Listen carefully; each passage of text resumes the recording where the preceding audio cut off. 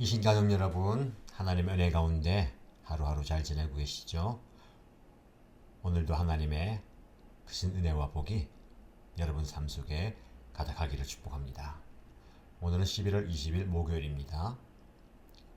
오늘부터 느헤미야 말씀을 함께 묵상하겠습니다. 오늘 저와 여러분 함께 묵상할 말씀은 느헤미야 1장 1절에서 11절입니다. 느헤미야 1장 1절에서 11절 말씀을 같이 읽겠습니다. 하가랴의 아들 느헤미야가 한 말이다. 20년 기슬르월 내가 도성 수산에 있을 때에 나의 형제 가운데 하나인 하나니가 다른 사람들과 함께 유다에서 왔기에 이리로 사로잡혀 오지 않고 그곳에 남아있는 유다 사람들은 어떠한지 예루살렘의 형편은 어떠한지를 물어보았다. 그들이 나에게 대답하였다. 사로잡혀 오지 않고 그 지방에 남은 사람들은 거기에서 고생이 아주 심합니다. 업신여김을 받습니다. 예루살렘 성벽은 허물어지고 성문들은 다 불에 탔습니다. 이 말을 듣고서 나는 주저앉아서 울었다. 나는 슬픔에 잠긴 채로 며칠 동안 금식하면서 하늘의 하나님께 기도하여 아뢰었다.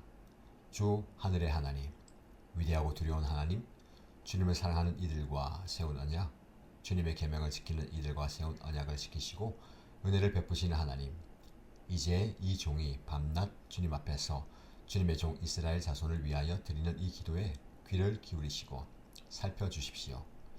우리 이스라엘 자손이 주님을 거역하는 죄를 지은 것을 자복합니다. 저와 저의 집안까지도 죄를 지었습니다. 우리가 주님께 매우 큰 잘못을 저질렀습니다. 주님의 종 모세를 시키시어 우리에게 내리신 계명과 율례와 규례를 우리가 지키지 않았습니다. 주님의 종 모세를 시키시어 하신 말씀을 기억하여 주십시오. 우리가 죄를 지으면 주님께서 우리를 여러 나라에 흩어버리겠지만 우리가 주님께로 돌아와서 주님의 계명을 지키고 실천하면 쫓겨난 우리가 하늘 끝에 가 있을지라도 주님께서 거기에서 우리를 한데 모아서 주님의 이름을 두려고 택한 곳으로 돌아가게 하겠다고 하신 그 말씀을 이제 기억하여 주십시오. 이는 주님께서 크신 힘과 강한 팔로 건져내신 주님의 종이며 주님의 백성입니다. 주님 종의 간구를 들어주십시오. 주님의 이름을 진심으로 두려워하는 주님의 종들의 간구에 귀를 기울여 주십시오. 이제 주님의 종이 하는 모든 일을 형통하게 하여 주시고 왕에게 자비를 입게 하여 주십시오. 그때 나는 왕에게 술잔을 받들어 올리는 일을 맡아 보고 있었다. 아멘. 사랑하는 일신가족 여러분, 우리 함께 느헤미야 말씀을 묵상합니다. 오늘 우리가 함께 읽은 느헤미야 1장 1절에서 11절까지의 말씀을 통해서 무너진 성벽 앞에서 하나님께 부르짖었던 한 사람의 기도를 함께 살펴보려고 합니다. 여러분 혹시 요즘에 뉴스를 보시면서 마음이 아프신 적이 있으십니까? 우리나라의 현실, 교회의 현실, 우리 자녀들이 살아갈 세상을 보면서 가슴이 먹먹해진 적이 있지 않으신가요? 오늘 느헤미야도 똑같은 심정이었습니다. 1절 보면 느헤미야는 하가랴의 아들이라고 소개합니다. 그럴 때는 기슬르월, 그러니까 11월에나 12월쯤 되는 겨울입니다. 아마 이때쯤인 것 같아요.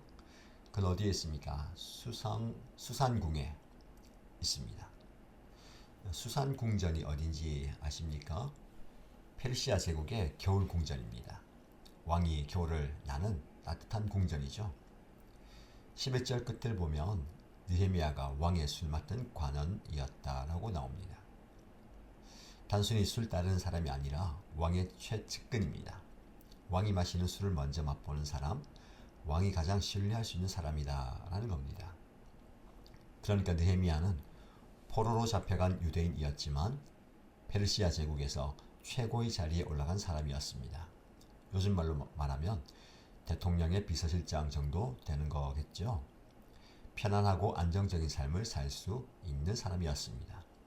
그런데 어느 날 그의 형제 하나니와 몇몇 사람이 유다에서 왔습니다. 2절을 한번 볼까요? 느헤미야가 그들에게 물어봅니다.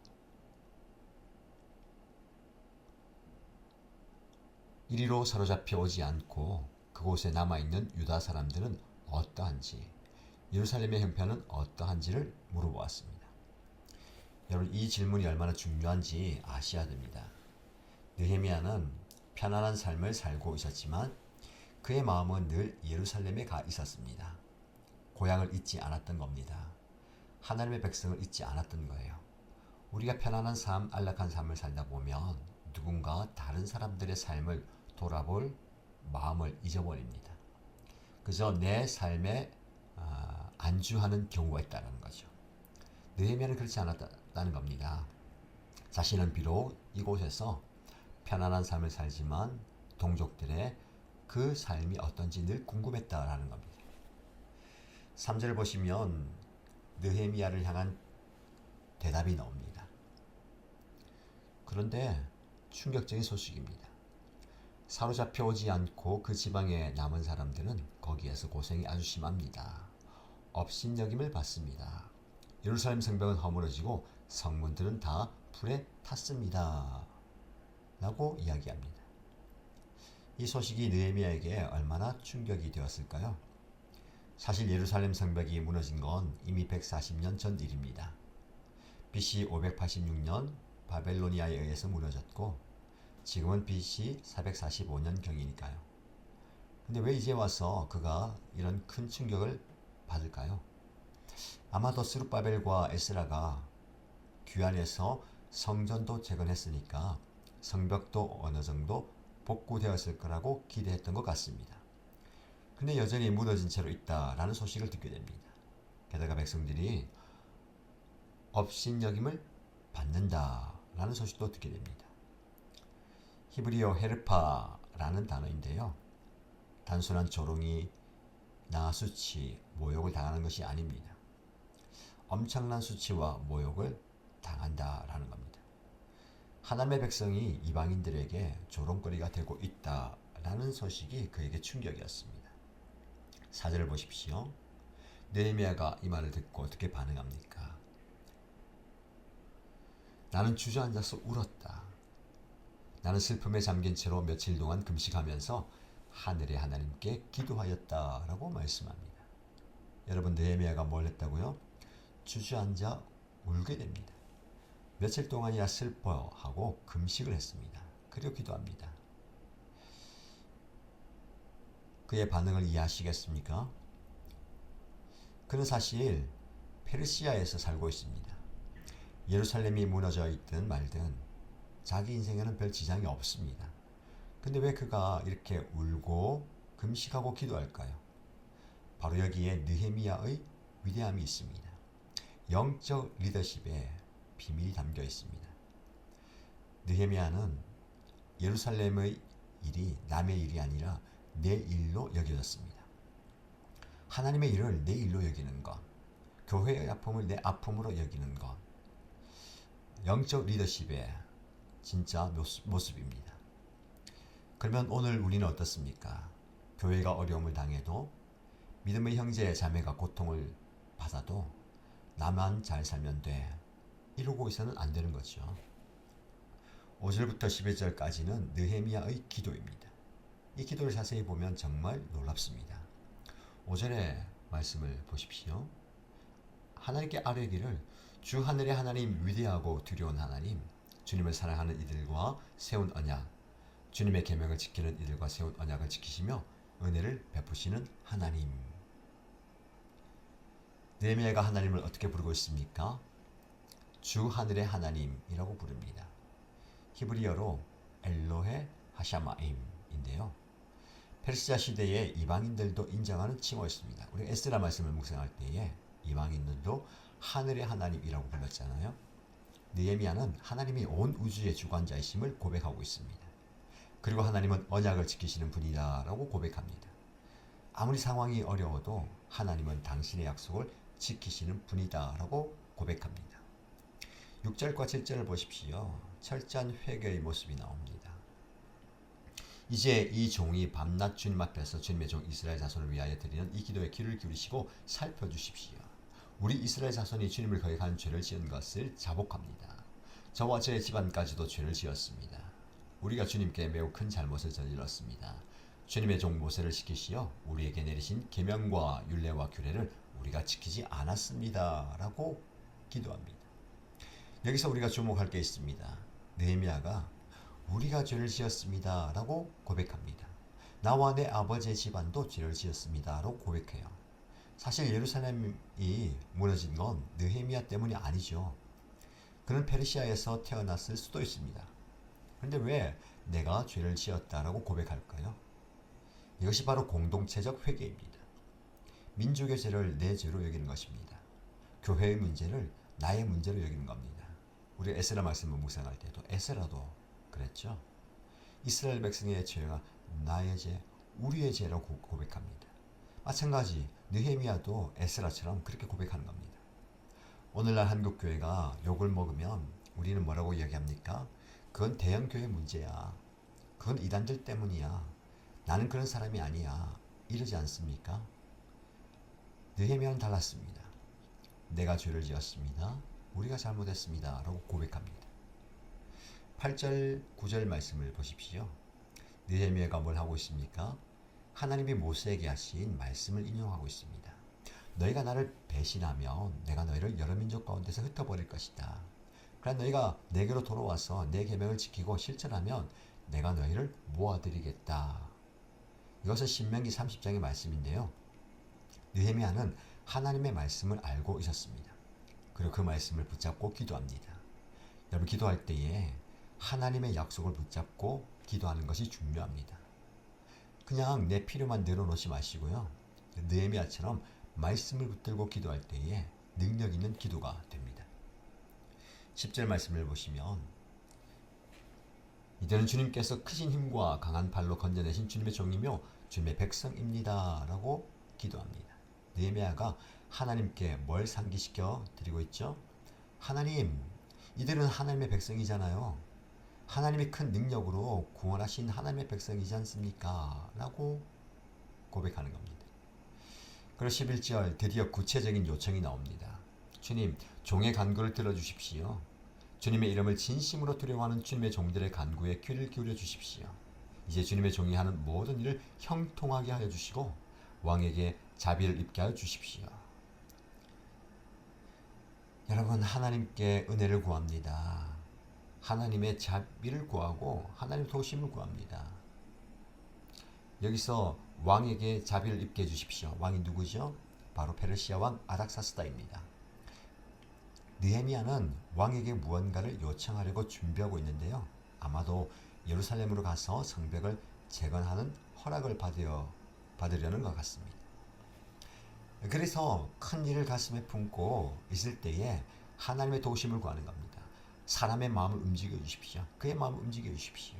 여러분, 사람의 마음을 움직이는 분은 하나님이십니다. 자, 오늘 본문의 말씀을 통해서 우리가 얻게 되는 영적 교훈 살펴보겠습니다. 느헤미야의 기도가 우리에게 무엇을 가르쳐 주나요? 첫 번째, 편안한 자리에 있어도 하나님의 일을 잊지 마시기 바랍니다. 느헤미야는 페르시아 궁전에서 편안하게 안락하게 살 수 있었습니다. 그러나 그는 예루살렘을 잊지 않았습니다. 여러분이 지금 편안한 삶을 살고 있다면 하나님께 감사하십시오. 하지만 어려움 당하는 형제, 자매를 잊지 마시기 바랍니다. 무너진 교회를 보면서 아파하십시오. 다음 세대가 믿음을 잃어가는 것을 보면서 울며 기도하시기 바랍니다. 두 번째로 남의 일이 아니라 내 일로 여기시기 바랍니다. 교회의 문제를 볼 때에 목사님이 알아서 하겠지, 장로님들이 해결하겠지, 목자, 목녀님들이 하는 거 아니야, 이러지 마십시오. 나의 일로 여기시기 바랍니다. 내가 기도해야 됩니다. 그리고 내가 금식해야 됩니다. 청년들이 교회를 떠나가고 있습니다. 남의 일이 아니고요. 우리 교회 청년들을 위해서 기도하시기 바랍니다. 다음 세대가 줄어든다고요? 누구를 탓하거나 시대를 탓하지 마시고요. 우리 모두의 일입니다. 다음 세대를 가슴에 품고 기도해야 될 겁니다. 세 번째로 기도할 때에 하나님의 말씀을 붙드시기 바랍니다. 느헤미야처럼 하나님의 약속을 근거로 기도하십시다. 하나님이 이렇게 약속하셨잖아요 하면서 담대하게 구하시기 바랍니다. 우리의 필요만 쭉 내려놓지 마시고요. 하나님의 말씀에 근거해서 기도하십시다. 그러려면요, 말씀을 읽어야 됩니다. 말씀을 토대로 기도해야 됩니다. 마지막으로 회개하되 공동체적으로 회개하시기 바랍니다. 저 사람들이 잘못했습니다가 아니라 우리가 잘못했습니다라고 기도해야 됩니다. 저 교회가 문제가 있습니다가 아니라 우리 교회가 부족합니다라고 기도해야 됩니다. 공동체적 기도, 누군가의 아픔과 문제와 고통과 어려움을 그들만의 문제로 여기지 말고 우리의 문제로 품고 기도하십시다. 여러분, 오늘날 우리 주변에 무너진 성벽은 무엇입니까? 무너진 가정이 보이십니까? 이혼율이 높아지고 가정이 깨어지고 자녀들이 방황하는 게 보이십니까? 여러분, 그것이 가정의 무너진 성벽입니다. 무너진 교회가 보이십니까? 젊은이들이 떠나고 세속화되고 말씀의 능력을 잃어가는 교회가 보이십니까? 그것이 교회의 무너진 성벽입니다. 무너진 사회가 보이십니까? 정의가 사라지고 도덕이 타락하고 물질 만능주의가 판치는 게 보이십니까? 그것이 사회의 무너진 성벽입니다. 느헤미야는 무너진 성벽 소식을 듣고 울었습니다. 우리는 어떻습니까? 이런 무너진 성벽 소식을 들어도 무감각해 있지 않습니까? 원래 세상은 그런 거지 하면서 체념하고 있지 않습니까? 하나님은 느헤미야처럼 무릎을 꿇고 울면서 금식하면서 기도하는 한 사람을 찾고 계십니다. 저와 여러분들이 이 시대의 영적 느헤미야가 되길 바랍니다. 여러분, 느헤미야가 단지 기도만 하고 끝났을까요? 결코 아닙니다. 이 장을 보시면 그는 왕에게 나아가서 담대하게 요청합니다.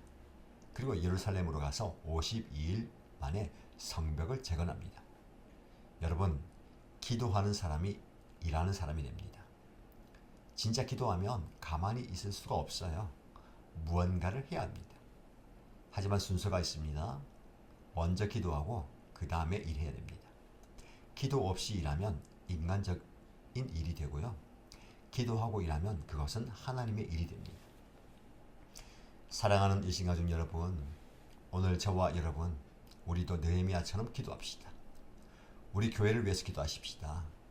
더 많은 영혼이 구원받기를, 다음 세대가 믿음으로 자라가기를, 이 지역사회에 빛과 소금이 되는 교회가 되기를 기도합시다. 우리 가정을 위해서 기도합시다. 무너진 관계가 회복되기를, 믿지 않는 가족이 주님께로 돌아오기를, 우리 자녀들이 하나님의 사랑으로 자라가기를 함께 기도합시다.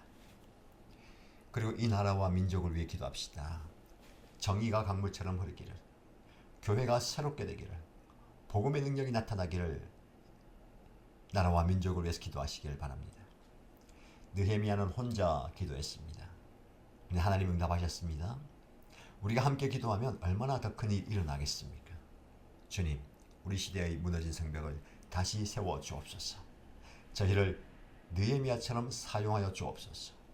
기도하게 하시고 울게 하시고 일하게 하여 주옵소서. 마지막으로 말씀드립니다. 여러분, 편안한 자리에 안주하지 마십시오. 무너진 성벽을 보고 함께 울고 기도합시다. 하나님이 우리의 기도를 들어주시고 응답하실 줄 믿습니다. 우리를 통해서 이 시대의 무너진 성벽을 다시 세우실 것입니다. 무너진 성벽 앞에 간절히 기도하는 저와 여러분 되기를 주님의 이름으로 축복합니다. 함께 기도하겠습니다.